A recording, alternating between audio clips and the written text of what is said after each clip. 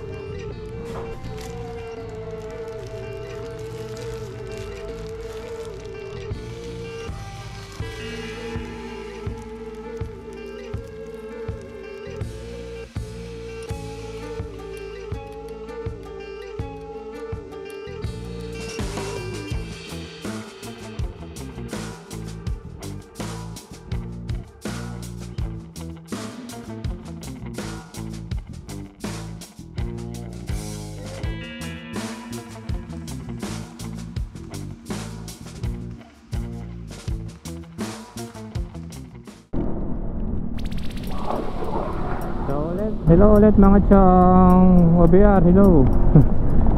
Can you hear me, OBR? Hello, loud and clear. Yun, paakyat kami ng Tanay. So, nandito na tayo sa Marilake Highway. And dito na namin i-share sa inyo yung aming bagong intercom. Kung naririnig nyo si OBR at tipong hindi na ako sumisigaw, that is because meron na kaming helmet intercom. So ang aming brand na binili is Freedcon. Kasi sa mga na-realize ko and natutunan ko nung nakaraang North Loop namin, yung importance ng meron kang helmet intercom. Kasi di ba, OBR? Yes, dahil gantong ulan nung last time na nga sa North Loop tayo. And talagang walang initan kasi hindi na, kahit may instructions, di talagang maiintindihan kasi naka-close yung yung visor mo kasi ulan and all. Oh, tapos ang pinaka-importanting part din kasi, yung day 1 kasi natin, inabot tayo ng 16 hours. And nakaka-boring na, di ba? Nakaka-boring na yung biyahe. So, pag mga ganyang kahabang biyahe, so we have to find a way kung paano natin maiigsan yung boredom. Dahil nga halos hindi na maubos-ubos ang kalsada. Oh my God, inuulan tayo. So, going back, ayun nga, so we have to find a way na mais yung boredom dahil sobrang haba na ng binabiyahe mo. And syempre may mga times na out of the blue may gusto kong sabihin kay OBR, nasasabi natin agad. At ang pinaka-importante dyan sa lahat, mapipick up ko kaagad yung request ni OBR na kumain. Diba? Kasi yan talaga na pinaka-importante. You don't want to ruin your ride dahil lang hindi mo napakain on time si OBR or anytime na back to base talaga kahit nasa malayo na. Kasi yung OBR ko pag nagugutom nagtatransform. Yung transformation yan hindi mo magugustuhan. So may tendencies talaga na muntik na nga kaming umuwi nung nasa Power Church na kami. Actually, I already thought of it Pangs. Nung bago tayo mag North Loop. Naisip ko na yun na kailanganin natin. Nabanggit ko yun sa'yo Pero syempre, mas priority ko kasi yung budget natin na parang hindi tayo magtitipid, the whole loop. Diba? Yung hindi ako... Yeah, kailangan din kasi ng budget for the price. Oo. Kaya syempre mas una kaysa dun sa mga accessories. Oo. Kaya yun, pinarioritize ko yung budget para hindi na ako mag-isip kung kakapusin ba tayo doon sa ating 5 days ride na yun nung North Loop. Ayun, fortunately after nung ride meron tayong sumobra. And sakto, nag-11-11. Kaya... Saka din yung ride natin parang budget friendly lang siya, Parang lumabas na ganun lang. Sakto lang, budget friendly lang talaga yung ride natin kasi hindi naman talaga tayo kumain ng pangmalakasan. Diba? Madalas lang kumakain. Pero hindi pang malakasan. Siguro ang pinakamahal lang nating accommodation yung sa Dinadyawan, sa Dipakulaw. Mas mahal yun yung, ewan ko kung bakit, diba? Salang sa Pagudpud, wala pang 1/4 lang yata nung binayad natin sa Dipakulaw. Pero yung straight na yun na puro mga resorts, mga ganun talaga yung price. Ganun ang presyuan nila. Plus naging long weekend pa yun. Kaya sabi nila, in demand kasi long weekend. So, yun mga chong. Ayun nga, nabanggit ko, Freedcon yung nabili natin dahil may sumobra tayo. And we got a good deal out of 11-11 sa Shopee. Salamat Shopee. Salamat po OBR ka Shopee. Bigyan naman Shopee. Salamat tayo kay Shopee. Yun, nakuha natin siya ng good deal. So, Freedcon T-Max S Pro yung nakakabit sa helmet ko. And yung kay OBR, pakita mo OBR sa camera. Ayan yung kay OBR is KY Pro. KY Pro? Yeah, KY Pro. So parehas naman yan. Basta Freedcon, any Freedcon models can pair. Diba? Up to 6, maximum of 6 riders ang pwede mag-pair. Any Freedcon model. Ang difference nila, si KY Pro slim and si T-Max Pro medyo bulky.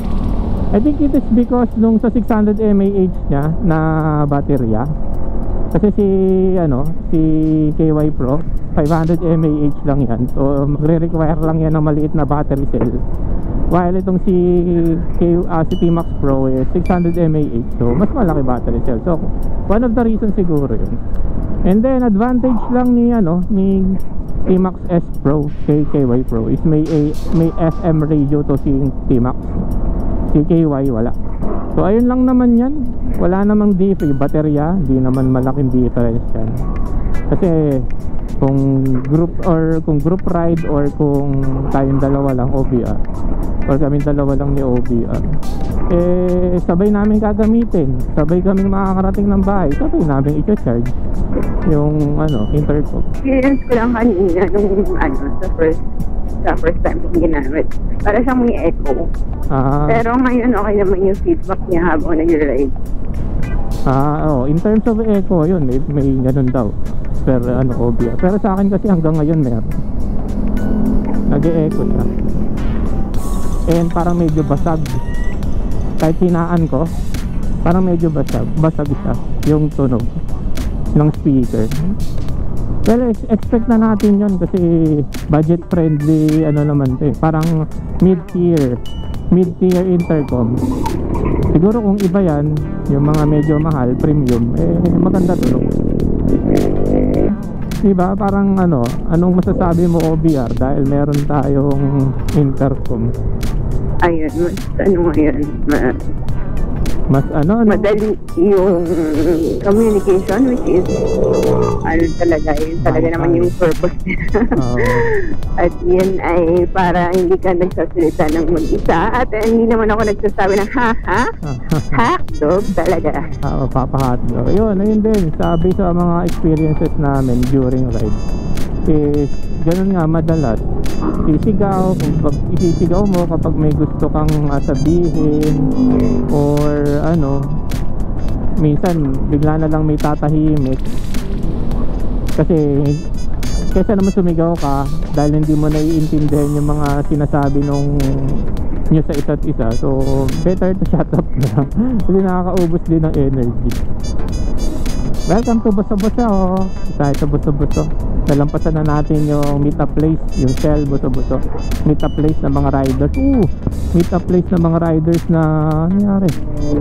Madulas si Kuya. Ingat Kuya sa pagmamaneho. Madulas siya. Madulas. Baka namali siya ng namali siya ng ligo. Madulas yung gulong. Tapos sa gilid pa siya. Baka may lumot. So ingat-ingat sa mga akyat. Sunday ngayon. Maraming riders ang aakyat ng Marilaki. Alam naman natin, aware naman tayong lahat, nagkalat naman sa social media na sobrang dami pa rin makukulit na umaakyat dito. So isa sa mga reason talaga na hindi ako na-addict umakyat dito. This is my third time na aakyat ng Marilaki, and hesitant pa rin na umakyat because of yun, mga ganun. Siyempre, tapos kasama ko pa si OBR. Diba? Kung ako lang, medyo malakas-lakas loob na ito. Pero pagkasama natin si OBR, kasi no. Diba? Precious din. Valuable yung angkas natin pag kasama si OBR. Hindi pwede. But parang natawa ka doon sa precious. Ano ba yan? My precious ka din. Diba? Tignan mo. Nakakapag siya, nakakasagot-sagot siya ng mga ganyan. Diba? Nakakapagpalight ng boredom, diba? Kasi merong open yung communication ng dalawa. So dito na tayo, Palo Alto.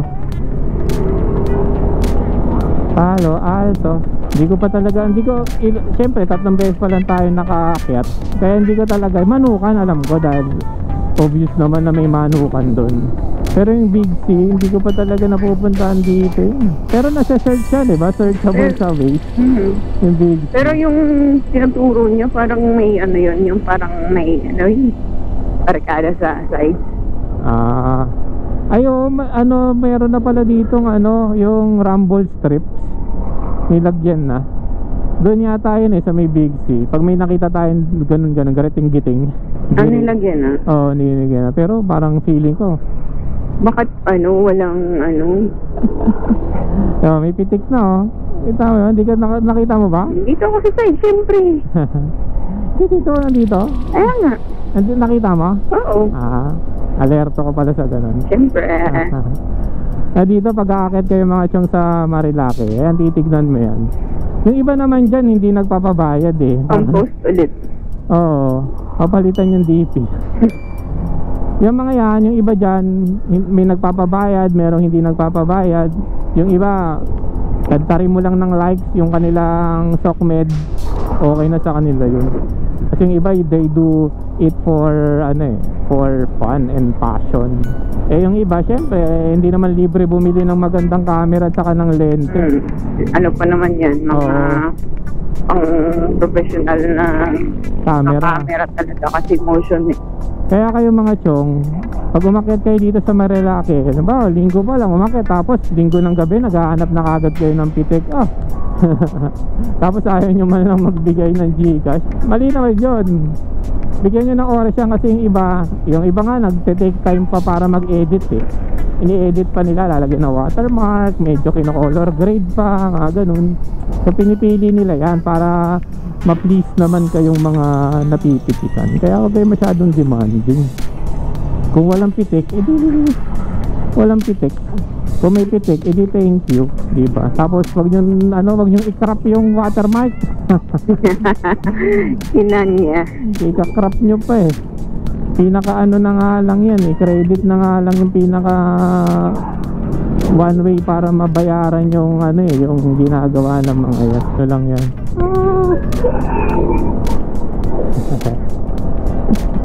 So may napitikan na tayo, babae. Hanapin natin yung page niya, like natin. So dito, hindi mo kailangan magmabilis dito.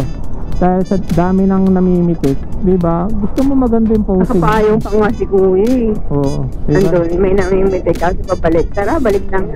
Mamaya kasi delikado, double solid yan, no? Papagalitan tayo dyan. Saan ba tayo? Kaya na tayo, diba? BNK. Bodbod ni Nana Kaling. Doon ata sila. Hindi, nauna na lang pasan natin sila.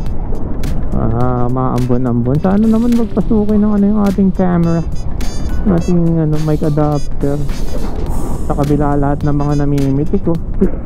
Ito na yata yung Big C. Ito na nga, the Big C. Ito na yon kasi malaking letter C. Hula-hula lang. Pero mukhang ito na yon kasi nandun na nakapwesto yung mga malulupit na rider na photographer. Marilake Gaming. Habang umuulan. Wow, araw, ulan, araw. Wala ba dyan mamimitig dito sa side na to? Pangit kasi ng dito ng banking eh. Doon maganda pag ganun eh. Ayan dyan, may namimitik dyan. Pitik sa itlog. Ito manukan na to. May namimitik dyan, pitik itlog.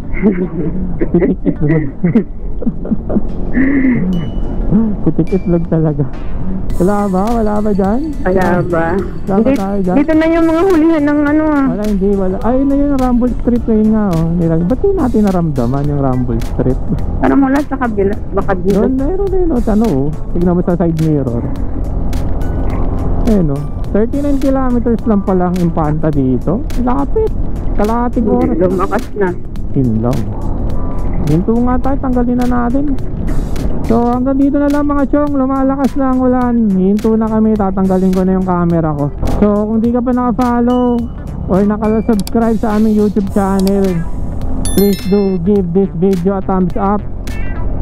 Mag-subscribe ka na po para maka-continue natin ang mga moto adventure ride natin at updated ka sa mga ganong klaseng ride. And lahat ng links po kung saan namin nabili yung aming intercom at ng Racing Boy intercom to Cam Connect, ilalagay namin sa description below.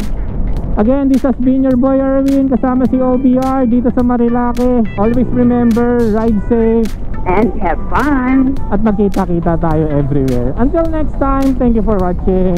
Peace!